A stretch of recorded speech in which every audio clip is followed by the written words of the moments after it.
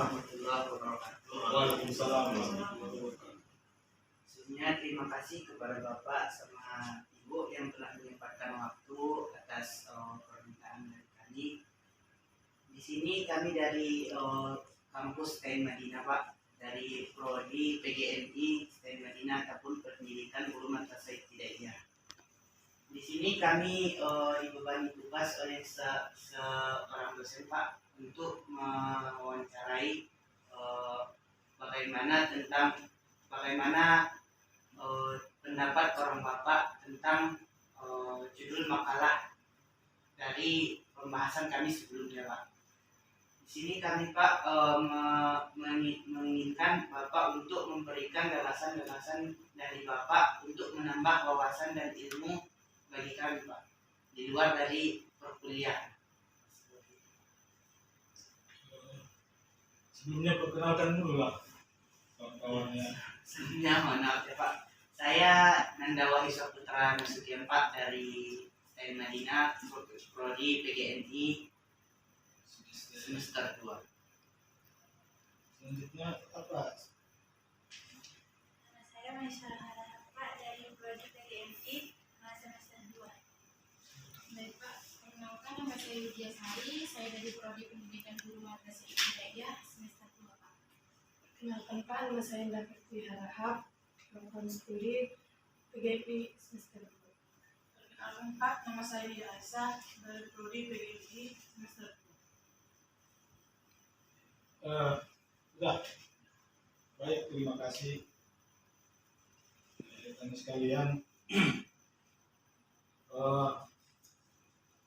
Selaku hamba yang bersyukur, tentunya kita mengucapkan alhamdulillahirrahmanirrahim kepada Allah Subhanahu wa taala yang masih memberikan kesempatan kepada kita untuk berkumpul di ruangan kami dalam rangka sesuai dengan surat yang kami terima bahwa hari ini kita akan berdiskusi tentang beberapa hal. Ada yang tentang budi pekerti, ada tentang konstitusi dan undang-undang, dan satu lagi geopolitik. Artinya kita diskusi ya, bukan wawancara dan bukan saling mengajari, kita berdiskusi.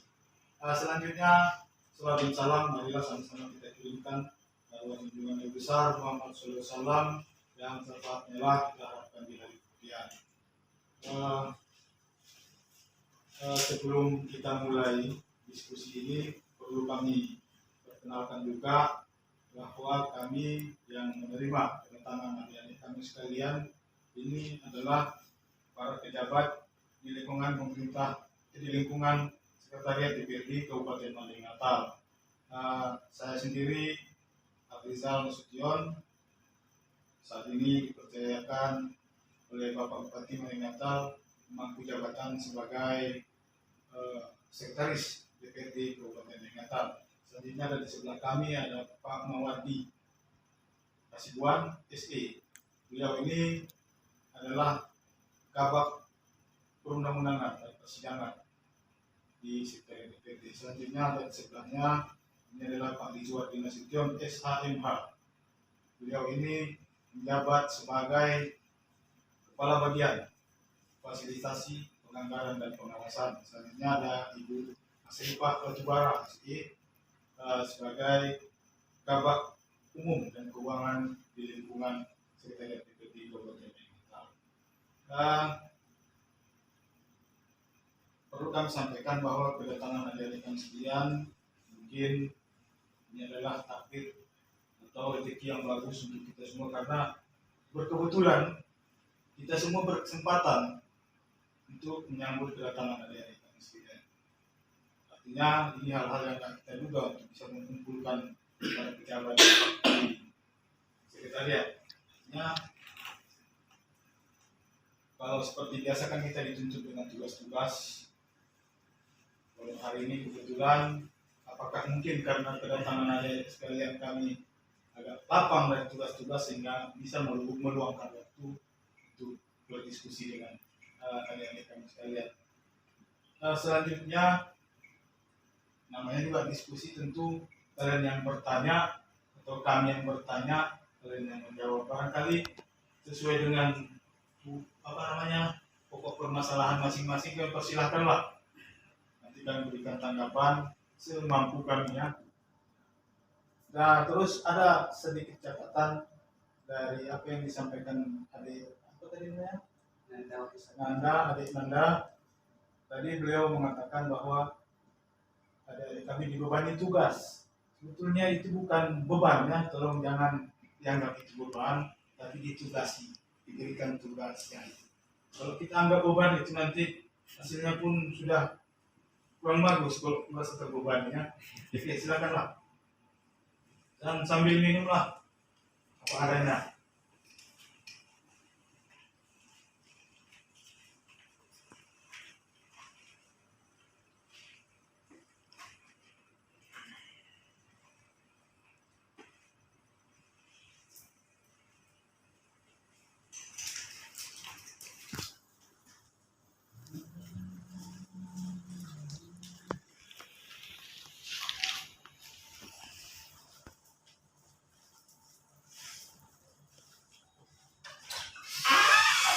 Tapi lebih minum. Dek, kami minum. Iya. Puasa dah. Di sini baru masa pandai juga. Ini udah undang, jadi bahasa Indonesia.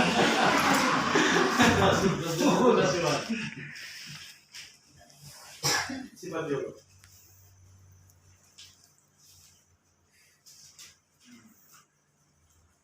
Pak, terima kasih. Kami dari kelompok 10 yang judulnya Konstitusi dan Undang-Undang. Di sini saya menanyakan berupa ada sebagian dari masyarakat Indonesia yang mengatakan dan juga sebagian dari Indonesia yang mengatakan undang-undang tersebut merupakan sebagian kecil dari hukum. Bagaimana pendapat Bapak mengenai hal tersebut?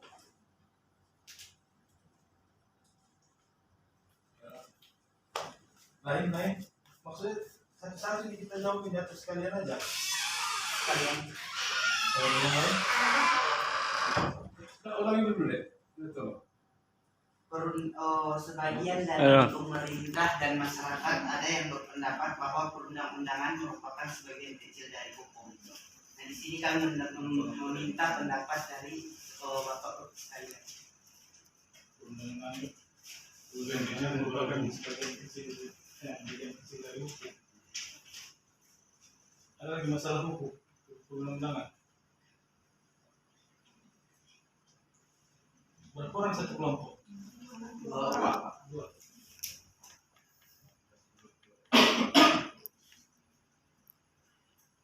Baik Pak, terima kasih. Jadi pertanyaan saya mengenai budi pekerti Pak. Mungkin banyak sebagian orang mengartikan budi pekerti itu seperti apa. Jadi pertanyaan saya, bagaimana pandangan Bapak mengenai budi pekerti dan juga Pancasila?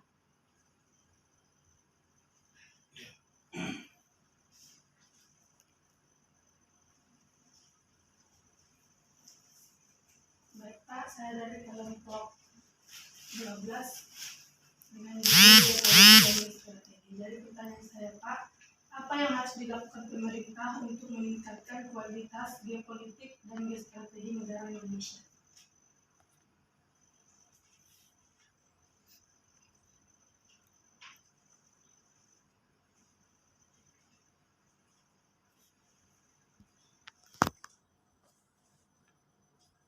Sudah. Itu aja ya. Satu nih pertanyaannya. Jadi barangkali kita mulai dari si Nanda dulu ya, terkait dengan anggapan masyarakat bahwa undang-undang itu merupakan bagian kecil dari hukum. Melihat hukumnya dulu, hukum apa? Jadi kan kalau hukum negara saya pikir itu bukan bagian kecil, itu undang-undang itu tertinggi kan kalau di negara.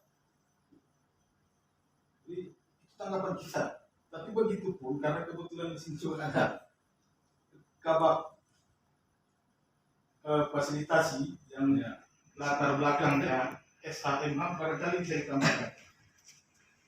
Ya, terima kasih. Terkait pertanyaan tadi saudara Nanda ya. Saya grogi menjawab ini. Nama karakter kita di rumah ada kenal. Jadi begini. Oh, kalian tadi jurusan apa? PGMI Pak. Pendidikan Pendidikan bahasa. Bahasa Ibu. Oh, Iya. bukan dari basic hukum, bukan. Bukan. Yang menerangkannya harus apa ini? Hukum itu menurut beberapa orang mempunyai arti yang berbeda-beda. Jika diwariskan seorang ahli hukum 10 orang nanti di sini, pasti jika kita bertanya apa sebenarnya pengertian hukum itu, mereka akan menjawab 10 versi.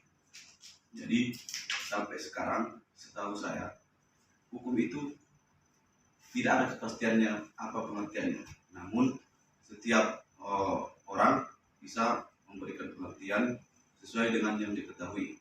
Yang pada umumnya hukum itu adalah suatu aturan yang mengikat, yang terlahir dari kebiasaan mau dia Pancasila. Kita beri pekerti tadi ada 2 Arab. So, 2 berapa orang tuh? 2. Kebetulan ini semua tiga Arab semua ini istri. yang di rumah. Jadi kami udah tahu beri pekerti.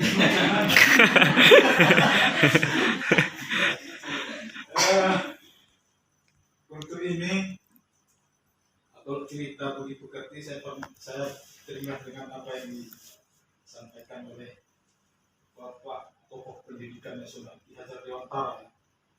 Beliau bilang kalau budi pekerti itu adalah merupakan perpaduan antara cipta, karya, dan karsa. Kan seperti itu. Mungkin kalian lah yang belajar teori kan seperti itu. Jadi ini kira-kira mau kita diskusikan di budi pekerti itu apa yang sekarang?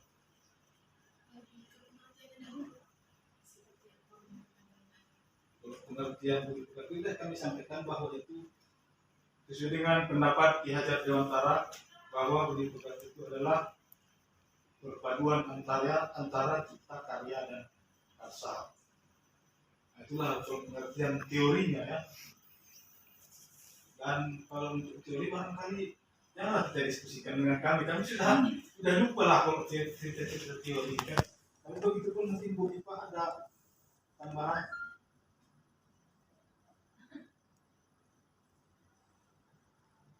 Cuma apa namanya? Oh, yang lain terkait dengan budi pekerti.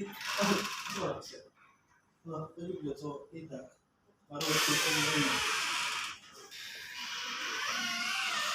Yang lain kira-kira apa terkait dengan budi pekerti? Mengenai pengertian budi pekerti dan juga Pancasila itu kan 2 hal yang berbeda, Pak. Apakah budi pekerti dan juga Pancasila ini saling berkaitan? Kalau menurut kami ini artinya kita kembali ke tatanan negara kesatuan Republik Indonesia. Kalau budi pekerti itu boleh dibilang itu bawaan lahir ya, bisa kan, bisa dibilang itu bawaan lahir. Sementara Pancasila itu aturan, bahkan bisa juga sampai disebutkan dengan bagian dari hukum tadi. Kita berbuat berdasarkan Pancasila kan seperti itu kan,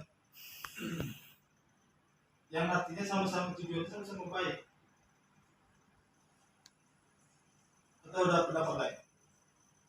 Kalau untuk saya sih, Pak, budi pekerti itu merupakan akhlak dari seorang anak, di mana ia akan Nggak usah bilang seorang anak, orang tua pun perlu. Akhlak terus akhlak dari seseorang, Pak, di mana ia akan berbudi yang baik di makhluk yang ada. ya. Kan kawan-kawan yang lain kan bisa juga mengomentari itu kan. Kita sama-sama diskusi. Barangkali pendapat lain ada terkait budi pekerti.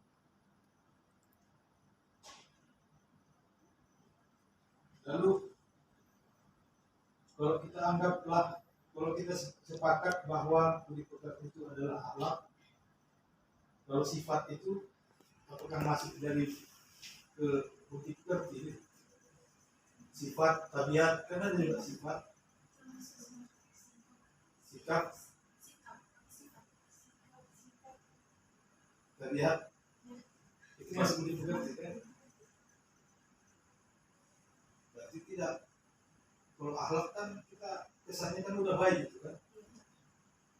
Kalau sifat kan belum tentu baik. Berarti budi pekerti ada juga yang tidak baik kan?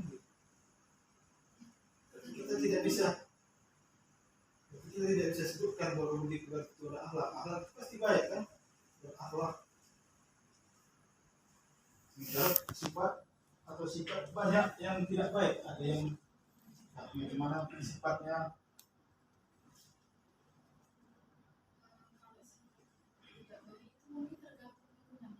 Tapi masuk ke bagian budi pekerti kan?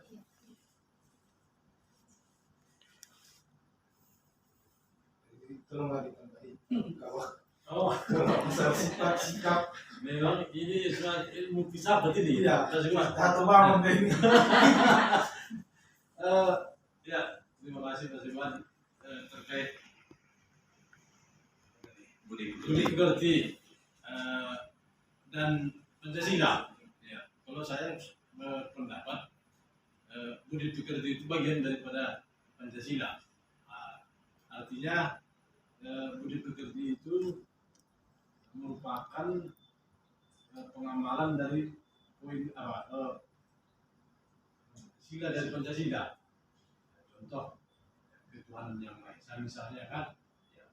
Jadi mungkin ketuhanan yang Maha Esa itu bagian dari akhlak itu merupakan terapan daripada ketuhanan yang Maha Esa. Nah, artinya budi pekerti itu penjabaran daripada Pancasila, aplikasi atau pelaksanaan daripada Pancasila.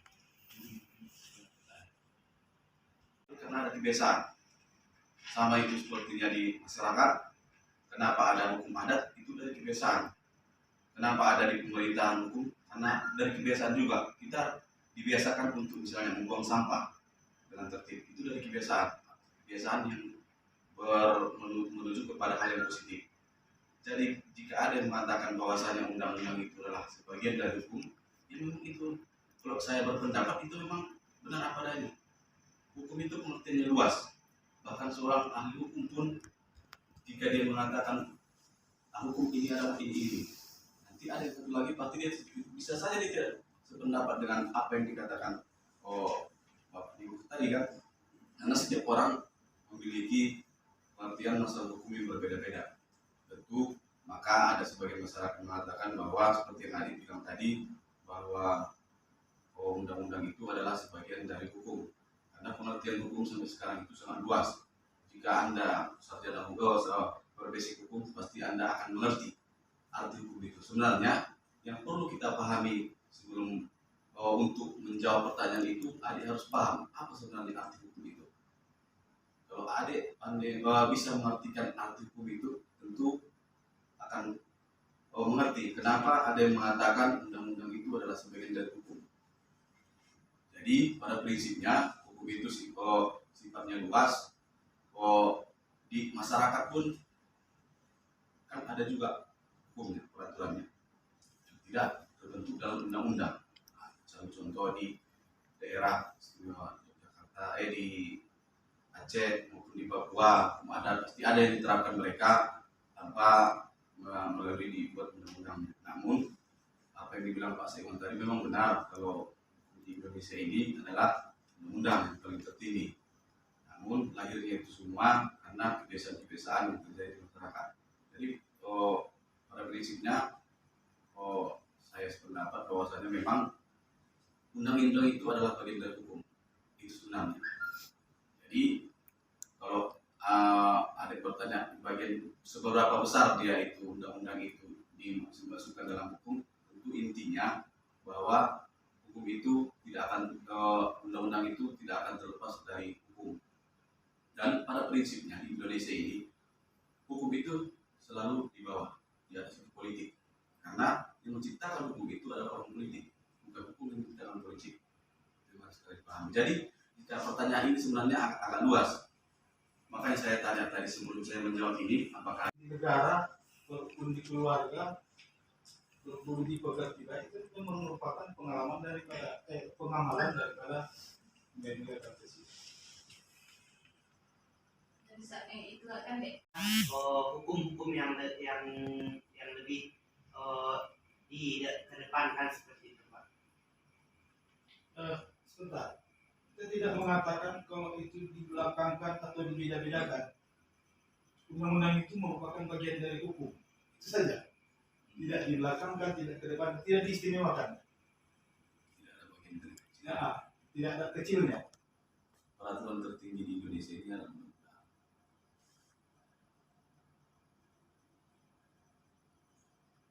Kalau menurut pendapat Nanda sendiri macam mana? Apakah memang sependapat dengan anggapan masyarakat bahwa undang-undang itu merupakan bagian kecil dari hukum?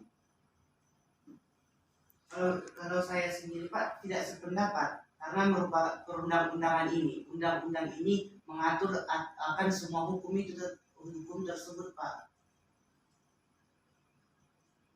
Misalnya perundang-undangan tersebut mengatur tentang hukum bagaimana memperlakukan perempuan dan anak di bawah umur. Ada undang-undang yang mengatur hal tersebut sehingga dapat diartikan perundang-undangan tersebut dapat menghukum seseorang. Ya, begini. Sebenarnya kembali saya sampaikan, jika Adinda mengangkat tadi temanya terkait apakah undang-undang itu bagian kecil dari hukum, kita harus paham dulu hukum itu apa. Ada dulu profesor yang mengatakan hukum itu adalah kebiasaan. Misalnya saya bangun pagi, mandi tiap hari, itu udah hukum bagi dia. Nah, jadi kalau ditanya lagi pendapat yang lain, hukum itu adalah kebiasaan masyarakat yang mengikat, memaksa. Bilangnya lagi memaksa. Kalau nggak diikuti, bukan hukum namanya. Kalau nggak ada paksaan, bukan hukum namanya. Kalau yang tadi betul belakang dia mengatakan kebiasaan masyarakat. Dia bangun pagi, besok juga bangun pagi, itu udah hukum sama dia. Mandi jam segini, bangun jam segini. Jadi pengertian hukum ini sangat luas. Dan namun bahwa undang-undang itu adalah bagian dari hukum itu memang benar. Tapi tidak bisa kita bilang bagian kecil atau apa dan segala hal kan. Jadi intinya bahwa tidak bisa kita menerjemahkan sebagian mana undang-undang ini dalam pengertian hukum itu. Namun hukum undang-undang lain karena ada hukum, karena ada peraturan, ya, karena ada aturan yang ingin diikat, yang ingin dipaksakan kepada masyarakat, maka dibentuklah undang-undang. Makanya ada undang-undang tersebut. Itulah sebenarnya. Makanya intinya pengertian hukum ini. Tanya orang hukum yang ada di STAIN. Tanya 3 orang, apa pengertian hukum? Kau tanya 3 orang, pasti beda jawabannya. Profesor pun kau tanya sekalian, pasti beda jawabannya. Makanya pengertiannya luas. Jadi bisa saja kita menafsirkannya, tetapi yang pada umumnya hukum ini adalah kebiasaan masyarakat yang bersifat memaksa. Itulah hukum menurut saya, pendapat saya pribadi. Jadi seperti yang dibilang tadi, undang-undang itu adalah bagian dari hukum. Lalu untuk di negara kita yang tertinggi itu memang undang-undang, baru ada turunan-turunannya, peraturan pemerintah, peraturan menteri, peraturan presiden, keputusan, banyak turunannya. Sampai ke daerah itu diatur oleh peraturan daerah, sampai ke desa perdes. Itu hukum semua itu.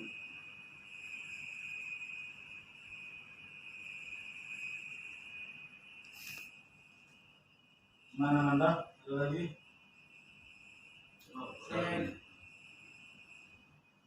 Bukannya hukum itu diatur oleh undang-undang ya, Pak? Berbeda apanya? Begini, Binda. Makanya saya bilang tadi, kita harus memaknai sebenarnya arti hukum ini sebenarnya dulu. Makanya tadi saya bilang memang betul apa yang disampaikan Binda tadi. Setelah saya dengar tadi apa yang disampaikan Nanda, bahwa hukum itu adalah akibat lahirnya undang-undang, makanya ada hukum. Kita maksudnya kan? Enggak, sebenarnya hukum ini begini, makanya saya bilang tadi, hukum ini harus kita artikan. Hukum ini adalah kebiasaan seseorang, kebiasaan kita di Indonesia ini yang kita bentuk dalam satu peraturan. Apa dia bentuknya? Dalam undang-undang. Itu dia. Hukum itu pengertiannya luas. Hukum ada hukum agraria, ada hukum pidana, hukum perdata, acara. Jadi nggak bisa kita bilang undang-undang itu tiba-tiba rupanya di undang-undang itu udah diatur rupanya hukum pidana, hukum kesehatan, hukum apa? Hukum itu luas pengertiannya. Hukum ada, kalau dia sudah menunggu. Maksudnya saya mau memberikan pengertian kepada kita, hukum itu sebenarnya luas pengertiannya. Kenapa kita buat undang-undang untuk menerjemahkan hukum itu? Itu dia sebenarnya. Makanya saya bilang, kalau kita mengangkat tema masalah hukum, itu harus kita dalami dulu pengertian hukum itu. Saya sudah sering menghadapi mahasiswa hukum. Rata-rata zaman sekarang ini pengertian hukum itu nggak tahu ya. Banyak yang nggak tahu. Karena dia tidak mendalami. Makanya saya bilang tadi, apabila Adinda mengangkat masalah kasus hukum, tentu akan berdampak luas kepada, karena hukum ini luas. Jurusan-jurusan yang luas itu adalah ilmu hukum, ilmu apalagi ekonomi. Tetapi yang paling luas itu ilmu itu adalah ilmu hukum, luas sekali. Hanya orang hukum ini bisa masuk di mana-mana. Jadi, karena ada hukum kesehatan, hukum tata negara, hukum pidana, hukum internasional, banyak hukum ini. Setiap kegiatan yang anda lakukan sehari-hari itu adalah hukum. Apakah hukum itu sudah diatur dalam peraturan? Itulah datanya. Di mana diatur nanti? Undang-undang kah? Di perda kah? Pergub kah? Itu dia. Saya rasa sekedar itu. Mungkin ini pendapat saya. Jangan nanti kita apa? Ya, nanti saya baca dosen kalian apa? Karena begini, orang hukum ini tetap dipertahankannya apa yang dikatakannya. Itulah orang hukum.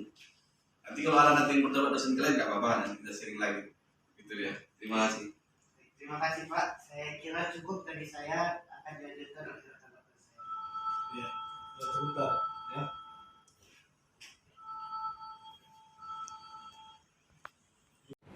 Jadi apa tadi usaha-usaha pemerintah? Ya Pak, harus dilakukan pemerintah. Ya. Nah, geopolitik dan geostrategi ya memang bagian tugas pemerintah dalam hal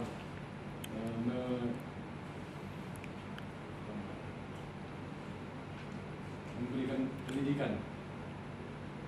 pendidikan, menyiapkan pendidikan itu juga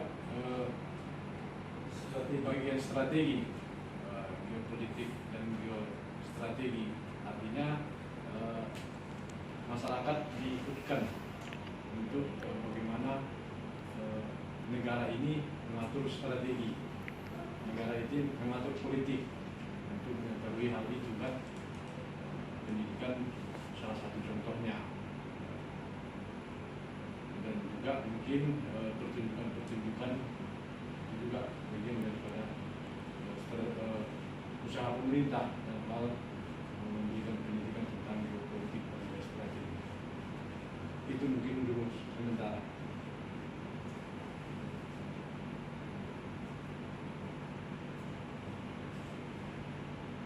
Agak luas juga pengertiannya Pak Silwan. Itu Pak, geopolitiknya Pada kan prinsipnya kan memang setelah saya menyimak dari 3 pertanyaan, 3 judul yang kalian angkat ini, sifatnya dia sangat luas. Kalau saya boleh mengartikan, ini kalian hanya meminta pendapat, tidak bisa dijadikan referensi nantinya apa yang kami sampaikan ini, cuma sebagai perimbangan saja. Saya mengharapkan jangan nanti apa yang kami sampaikan semua ini harus menjadi kata akhir yang harus kalian ikuti. Kalian harus mengambil referensi dari luar, karena yang kita bahas hari ini adalah sifatnya umum. Nah, jadi saya rasa apa yang disampaikan oleh Pak Sekor tadi, Pak Kabuk Persidangan, Pak Kabuk Umum, saya pada prinsipnya itu adalah pendapat dan pengetahuan yang kami alami selama ini. Nah, pada yang intinya kita di sini sifatnya sharing. Jika memang ada nanti penyampaian kami yang kurang pas rasa adik-adik, bisa kalian sampaikan juga sama kami. Karena pada prinsipnya posisi saat ini kalian orang-orang yang lebih tajam kalau masalah ilmu, karena kalian masih diasah ini tiap hari. kami kan ibaratnya kita sudah belajar ilmu administrasi, udah nggak di situ lagi. Mungkin karena udah di luar dari ranah akademik, makanya kita tidak bisa bicara masalah akademik. Saya pun tadi kalau udah ditanya masalah akademik, masalah pengertian apa ini sangat susah saya. Namun kalau saya bicara masalah hukum, saya berani dimanapun saya siap. Tapi kalau yang di luar dari itu saya tidak bisa menjabarkan itu, saya takut salah jawab. Karena orang hukum ini kalau ngomong bisa-bisa aja nih, tapi nanti takutnya kan direkam, saya takut tadi. Jujur aja kalau nggak direkam tadi saya ngomong terus ini. Tahunya nanti salah menyambung kan, ada yang mendramatisir setelah keluar dari sini, makanya saya diam. Kalau saya direkam saya tidak berani menjelaskan dulu di dalam, itu saja.